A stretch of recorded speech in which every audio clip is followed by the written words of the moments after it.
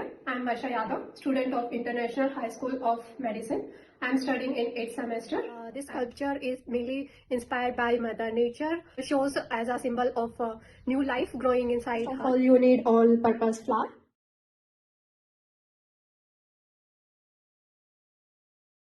And some used tissue papers and some instruments, some collected leaf, egg carton, and here are some dry branches I'm using.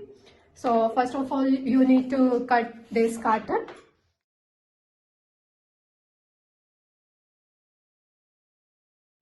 Now add little water and let it soak for like one night. It will be like this type of consistency.